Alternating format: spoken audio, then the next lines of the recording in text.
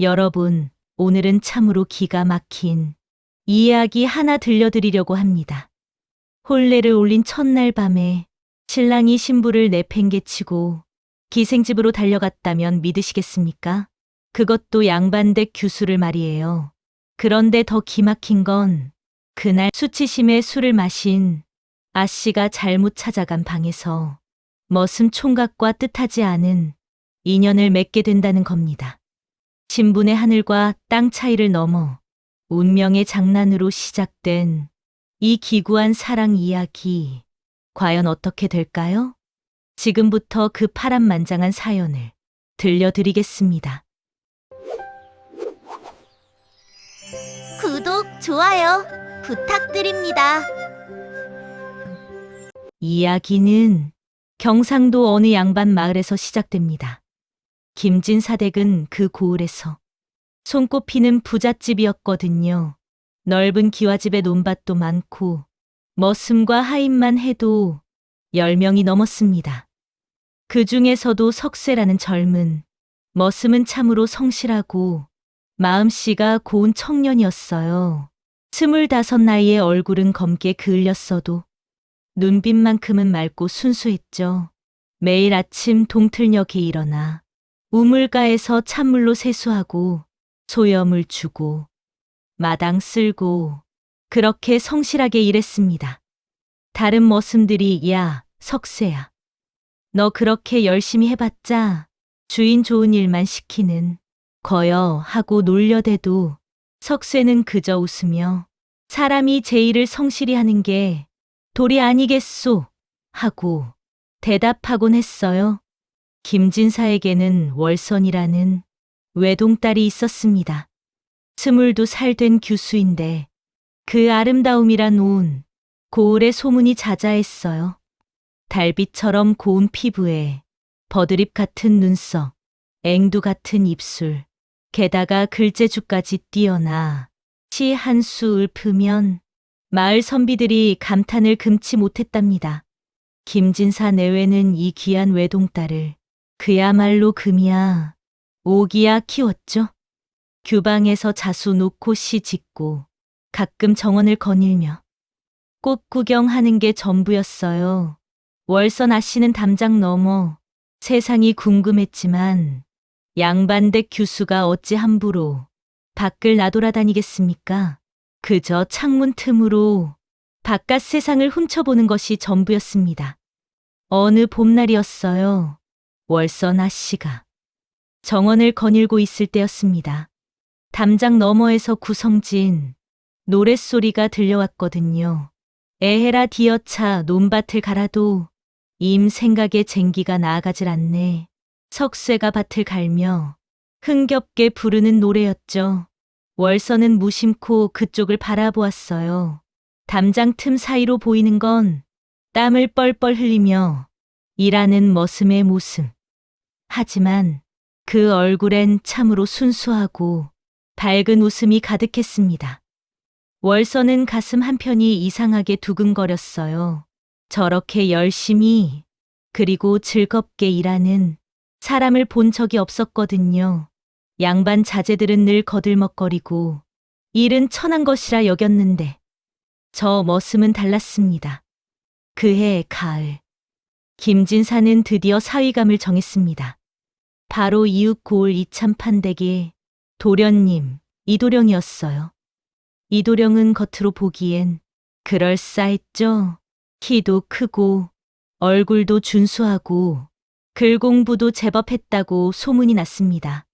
김진사는 우리 사위감으론 저만한 사람이 없어 하며 흐뭇해했어요. 하지만 속을 들여다보면 이도령은 거칠에만 번지르르한 위선자였습니다. 평소 기생집을 밥 먹듯 드나들고 술과 노름에 빠져 지냈거든요. 다만 집안이 좋고 체면을 잘 차리니 모두들 속았던 거죠. 월선 아씨도 처음엔 저분이 제 낭군이 되시는구나 하며 설레는 마음도 있었어요. 하지만 막상 혼담이 오가는 동안 이도령과 몇 차례 만났을 때 그의 눈빛이 차갑고 진심이 느껴지지 않았습니다. 드디어 혼례날이 밝았습니다. 김진사댁은 그야말로 잔칫집이 따로 없었어요. 온 마을 사람들이 모여들고 풍악 소리가 하늘을 찔렀습니다. 붉은 비단 족두리를 쓴 월선. 아씨는 그야말로 선녀 같았죠. 석쇠도 다른 머슴들과 함께 잔치 음식을 나르며 바삐 움직였습니다. 그런데 문득 신부가 탄 가마를 보는 순간 가슴 한편이 먹먹해졌어요. 왜 그랬을까요? 자신도 알 수 없는 감정이었습니다.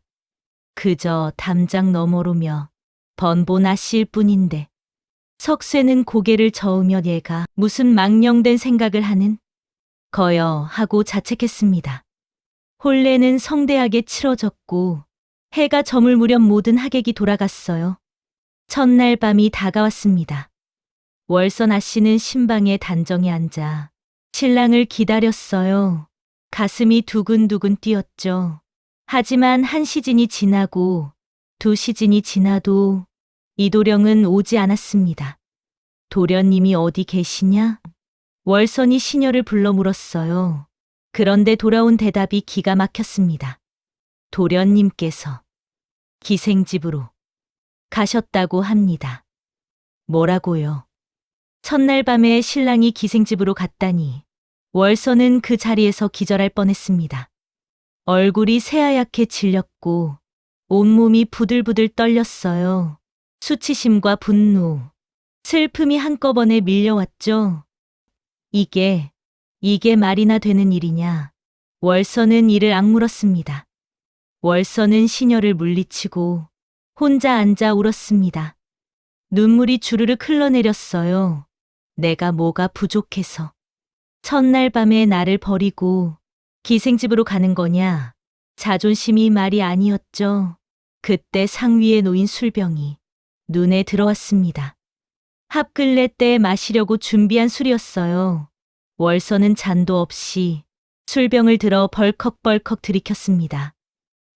에이, 이런 수모를 당할 바엔 평소 술을 입에 대본 적도 없던 규수가 술을 마시니 금방 얼굴이 빨개지고 정신이 흐릿해졌어요. 나도 나가겠어. 월선은 비틀비틀 일어나 신방을 나섰습니다. 그리고 어둠 속을 헤매며 걸었죠. 취기가 오른 월선은 방향 감각을 잃었습니다. 사랑채 쪽으로 가려다가 엉뚱하게 헛간 쪽으로 발걸음이 향했어요. 어둠 속에서 희미하게 불빛이 보이는 방이 있었습니다. 여기가 사랑채로구나. 월선은 비틀거리며 그 문을 열었어요.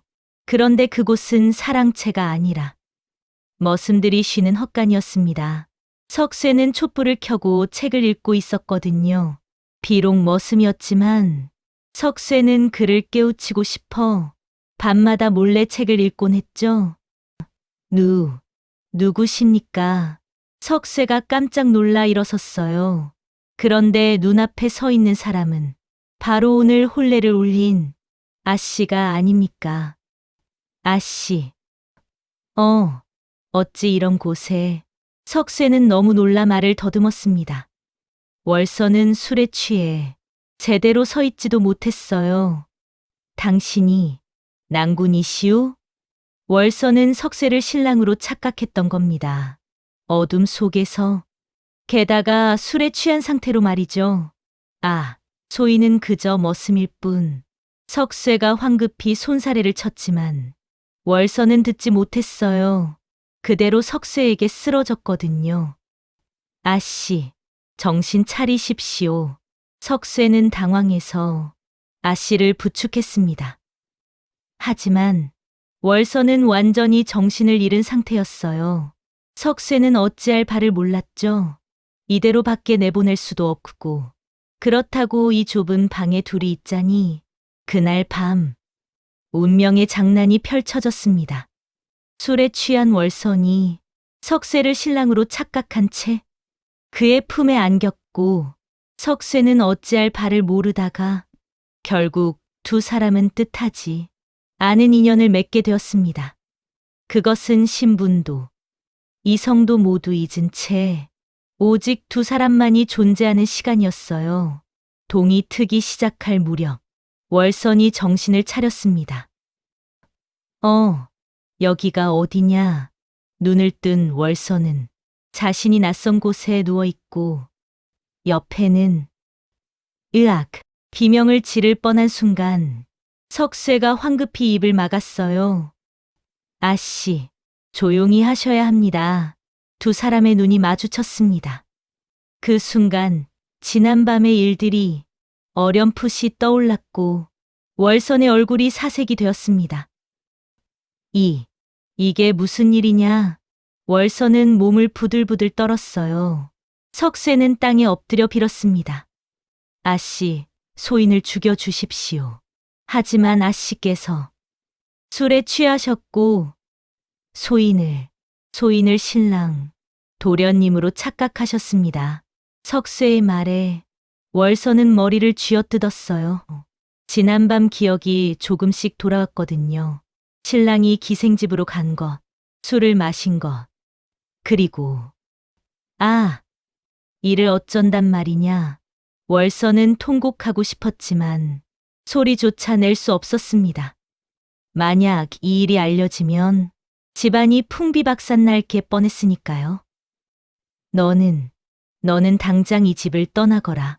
월선이 떨리는 목소리로 말했습니다. 한시라도 빨리 도망쳐. 그리고 평생 돌아오지 마라. 석쇠는 눈물을 글썽이며 고개를 조아렸습니다. 아씨, 죄송합니다. 소인이 죽어 마땅합니다. 하지만 죽을 수는 없었어요. 살아야 했습니다. 석쇠는 황급히 짐을 꾸렸어요. 그나마 가진 것이라곤 누더기 옷가지와 책 몇 권이 전부였죠. 동이 트기 전 아무도 모르게 뒷문으로 빠져나갔습니다. 뒤돌아보니 김진사 댁의 기와지붕이 보였어요. 아씨, 부디 평안하소서. 석쇠는 눈물을 훔치며 발걸음을 재촉했습니다. 어디로 가야 할지도 몰랐지만 일단 이 고을을 벗어나야 했어요. 월선은 헛간에 홀로 남아 하염없이 눈물을 흘렸습니다. 이제 어찌해야 한단 말이냐. 하지만 울고만 있을 수는 없었죠. 해가 뜨기 전에 신방으로 돌아가야 했습니다. 월선은 서둘러 신방으로 돌아왔어요. 다행히 아무도 눈치채지 못했습니다. 시녀도 깊이 잠들어 있었죠. 월선은 옷을 갈아입고 침상에 누웠지만 잠이 올 리 없었어요. 이 일을 누구에게도 말할 수 없어. 아침이 되자 시녀가 들어왔습니다. 아씨, 아침 진지 드시겠습니까? 도련님은 돌아오셨느냐? 월선이 물었어요. 시녀는 고개를 숙였습니다. 아직 안 오셨습니다. 이도령은 기생집에서 밤새 술을 마시고 아침이 되어서야 비틀거리며 돌아왔어요. 뻔뻔하게도 아무 일 없었다는 듯이 말이죠. 월선은 이를 악물었습니다. 하지만 아무 말도 할 수 없었어요. 자신에게도 큰 비밀이 생겼으니까요. 한 달이 지났습니다. 월선은 몸에 이상한 기운을 느꼈어요. 아침마다 속이 메스꺼웠고 음식을 먹으면 토했습니다. 설마. 월선은 가슴이 철렁 내려앉았어요. 의원을 불렀습니다. 진맥을 한 의원이 활짝 웃었죠. 축하드립니다, 아씨. 태기가 있으십니다. 그 말에 시어머니와 김진사, 내외는 기뻐서 어쩔 줄 몰랐어요. 이게 얼마나 경사스러운 일이냐. 하지만 월선은 얼굴이 하얗게 질렸습니다. 이 아이는 석쇠의 아이 이도령과는 한 번도 동침한 적이 없었거든요. 이도령은 혼례 후에도 계속 기생집만 드나들었으니까요. 하지만 아무도 그 사실을 몰랐어요. 모두들 이도령의 아이라고 믿었죠. 월선은 괴로웠습니다. 뱃속의 아이는 자라고 있었고 그 아이의 진짜 아버지는 어디론가 사라져 버렸어요. 밤마다 석쇠를 생각했습니다. 그 사람은 지금 어디서 무얼 하고 있을까? 석쇠도 월선을 잊지 못했어요. 한양으로 올라가 마기를 하며 근근히 살아갔지만 마음 한편엔 늘 월선이 있었습니다. 아씨는 무사하실까? 혹시 그날 밤일로 화를 당하진 않으셨을까? 그렇게 두 사람은 서로를 그리워하며 각자의 시간을 보냈습니다. 10달이 지나고 월선은 아들을 낳았어요. 이름은 석이라고 지었습니다. 석쇠를 생각하며 지은 이름이었죠. 물론 아무도 그 의미를 몰랐지만요. 3년이 흘렀습니다. 석이는 무럭무럭 자랐어요. 신기하게도 석이는 이도령보다 석쇠를 닮았습니다. 눈빛이 맑고 웃을 때 보조개가 패였죠. 바로 석쇠의 모습이었어요. 다행히 이도령은 아이에게 관심이 없었습니다. 여전히 기생집만 드나들며 방탕한 생활을 했거든요. 월선은 석이를 끔찍이 사랑했어요. 석이를 보면 석쇠가 떠올랐고 그것이 위로가 되었습니다. 그런데 어느 날 이도령이 한양에 볼 일이 있다며 떠났어요. 그리고 한 달 후 돌아왔을 때 함께 데려온 사람이 있었습니다. 바로 새로 들인 청지기였어요. 월선은 대청마루에서 그 청지기를 보는 순간 수름이 멎는 줄 알았습니다. 소인 석쇠라고 하옵니다. 청지기가 절을 했어요. 석쇠였습니다. 3년 만에 다시 만난 거였죠. 석쇠도 월선을 보는 순간 얼굴이 하얗게 질렸어요. 하지만 두 사람은 모르는 척해야 했습니다. 이도령이 한양에서 우연히 석쇠를 만났던 거예요. 성실하고 일 잘하는 사람이 필요했는데 석쇠가 딱이었던 거죠. 이자가 글도 제법 알고 일도 잘한다 하여 데려왔소. 집안 살림을 맡기려 하오. 이도령의 말에 월선은 고개를 끄덕일 수밖에 없었어요. 그날 밤 월선은 잠을 이루지 못했습니다. 하필이면 석쇠가 다시 돌아오다니. 석쇠도 마찬가지였어요. 아씨를 다시 뵙게 되다니. 며칠이 지났습니다. 석쇠는 청지기로서 집안일을 돌보았어요. 성실하고 꼼꼼했죠. 김진사도 사위가 드디어 제대로 된 사람을 데려왔구만 하며 흡족해했습니다. 어느 날 월선이 석이를 데리고 정원을 거닐고 있을 때였어요. 석쇠와 마주쳤습니다. 석쇠는 석이를 보는 순간 심장이 쿵 내려앉았어요. 저 아이는 석이는 자신을 빼닮았습니다. 나이를 세어보니 딱 3년. 설마 그날 밤에 석쇠는 무릎이 후들거렸어요. 월선도 석쇠의 표정을 보고 눈치챘습니다. 석쇠가 알아버린 거죠. 두 사람의 눈이 마주쳤어요. 말은 없었지만 그 눈빛으로 모든 것을 알 수 있었습니다. 그날 밤 석쇠는 월선에게 몰래 쪽지를 전했어요. 내일 밤 뒷동산 정자에서 뵙고 싶습니다. 월선은 고민했습니다. 하지만 석쇠를 만나야 했어요. 해가 지고 모두가 잠든 시각, 월선은 조심스럽게 뒷동산으로 향했습니다. 정자에는 석쇠가 기다리고 있었어요. 아씨, 석쇠가 떨리는 목소리로 말했습니다. 저 아이가 소이네. 그렇소. 월선이 고개를 끄덕였어요. 석이는 당신의 아들이오. 석쇠는 그 자리에 주저앉았습니다. 아씨, 소인이.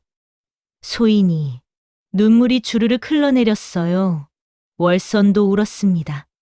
3년 동안 얼마나 당신을 찾았는지 아시오?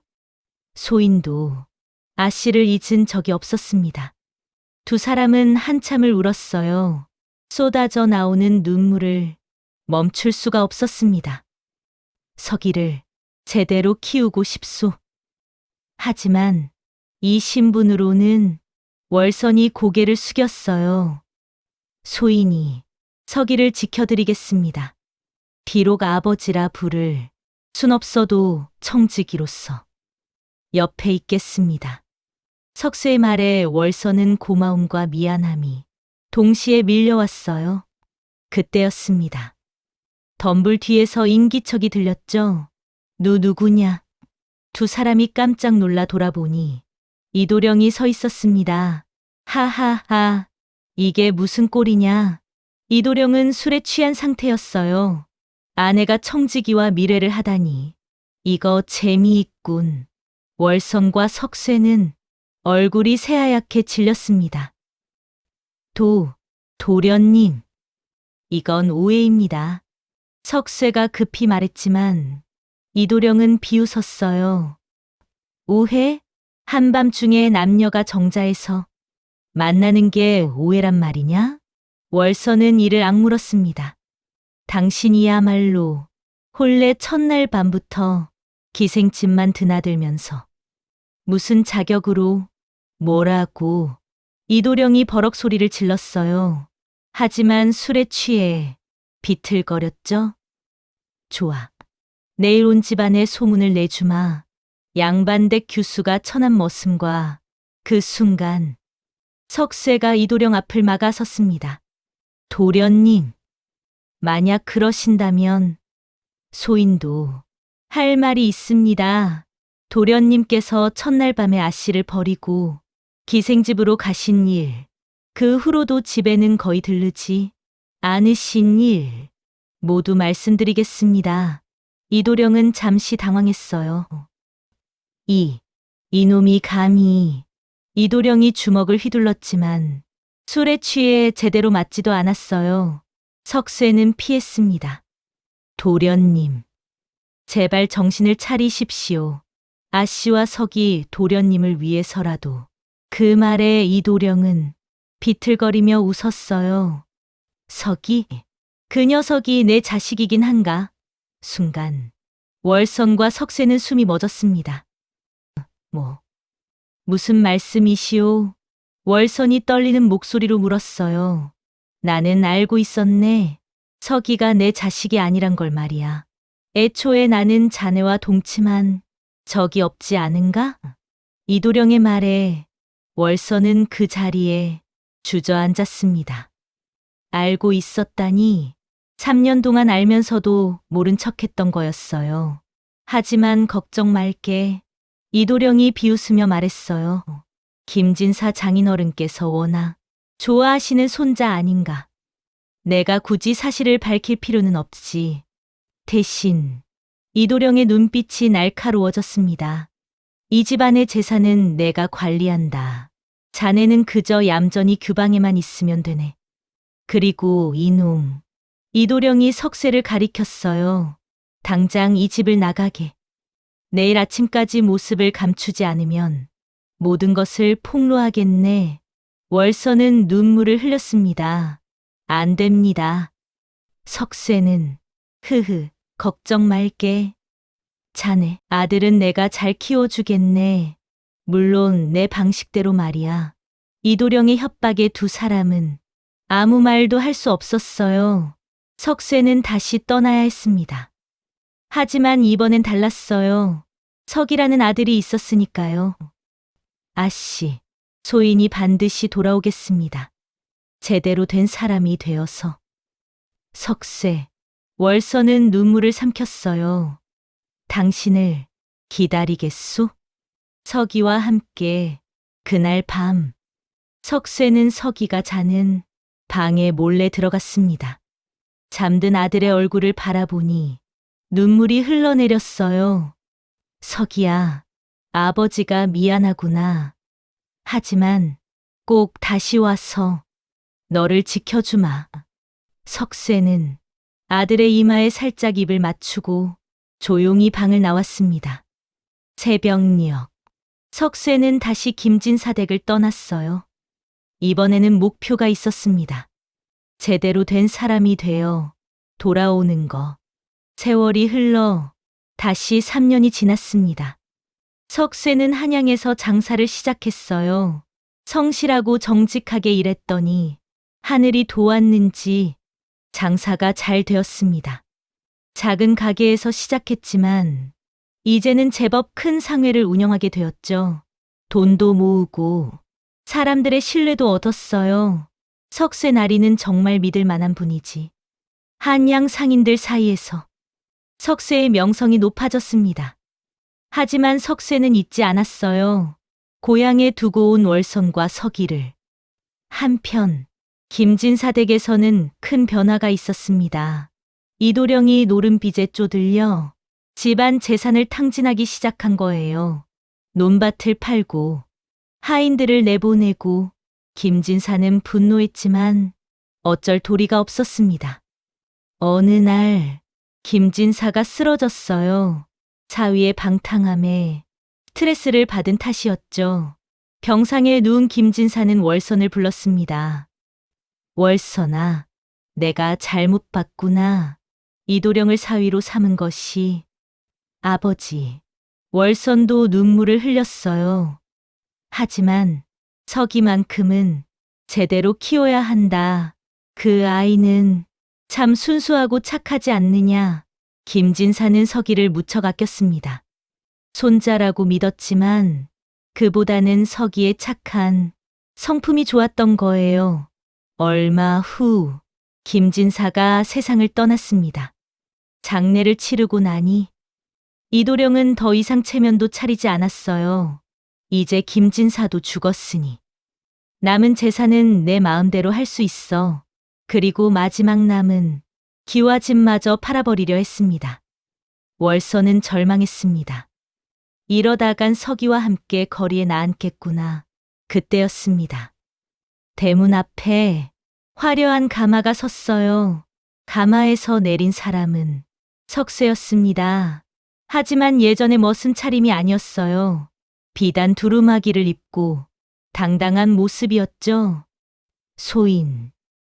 아니, 제가 왔습니다. 석쇠가 당당하게 말했어요. 이 집을 사겠습니다. 뭐라고? 이도령이 깜짝 놀랐어요. 당신이 이 집을 산다고? 그렇습니다. 여기 은자가 있소. 도련님께서 요구하시는 금액보다 더 드리겠소. 석쇠는 큰 보따리를 내놓았어요. 이도령은 눈이 휘둥그레졌습니다. 이게 다 은자란 말인가? 욕심이 발동한 이도령은 냉큼 은자를 받았습니다. 좋아. 이 집은 이제 당신 것이오.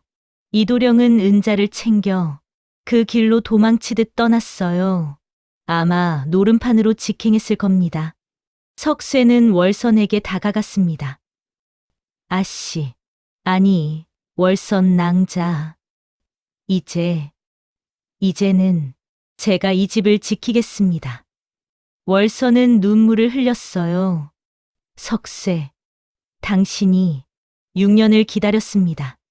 제대로 된 사람이 되어 돌아오겠다고 약속했지 않았습니까? 그때 서기가 뛰어나왔어요. 어머니, 저 양반은 누구예요? 석쇠는 무릎을 꿇고 서기를 바라보았습니다. 서기야, 나는. 월선이 서기의 손을 잡았어요. 서기야, 이분은 너의 진짜 아버지란다. 진짜 아버지? 서기는 순수한 눈으로 석쇠를 바라보았어요. 그럼 저도 아버지라고 부를 수 있어요? 그렇단다. 석쇠는 눈물을 참을 수 없었습니다, 아버지. 서기가 석쇠의 품에 안겼어요. 6년 만에 이루어진 가족의 상봉이었습니다. 월선도 눈물을 흘리며 그 모습을 바라보았죠. 비록 늦었지만 이제라도 함께할 수 있게 되었으니까요. 그 후 석쇠는 월선, 서기와 함께 행복하게 살았습니다. 석쇠는 정식으로 월선과 혼례를 올렸어요. 비록 신분의 차이가 있었지만 진정한 사랑 앞에서는 그런 것이 중요하지 않았습니다. 서기는 아버지 석쇠를 무척 따랐어요. 석쇠도 아들에게 그를 가르치고 올바르게 살아가는 법을 알려주었죠. 세월이 서기도 장성했습니다. 아버지를 닮아 성실하고 정직한 청년이 되었어요. 석쇠의 상회는 더욱 번창했고 가족은 화목하게 지냈습니다. 어느 가을날 석쇠와 월선은 정자에 앉아 차를 마시고 있었어요. 여보, 그때 일을 생각하면 참 기막힌 운명이었지요? 월선이 웃으며 말했습니다. 그러게 말이오. 누가 상상이나 했겠소? 머슴과 양반댁 규수가 이렇게 부부가 될 줄. 하지만 행복하지 않소. 물론입니다. 당신과 서기가 있어 매일이 행복하오. 두 사람은 손을 맞잡았어요. 비록 시작은 엉뚱했지만 진정한 사랑으로 맺어진 인연이었습니다. 신분이 다르고 세상의 시선이 따갑더라도 진심으로 서로를 아끼고 사랑하면 행복할 수 있다는 것을 두 사람은 증명했습니다. 인생이란 참으로 알 수 없는 것 같습니다. 누가 알았겠습니까? 첫날 밤의 황당한 실수가 평생의 인연이 될 줄. 이 이야기가 우리에게 알려주는 교훈은 무엇일까요?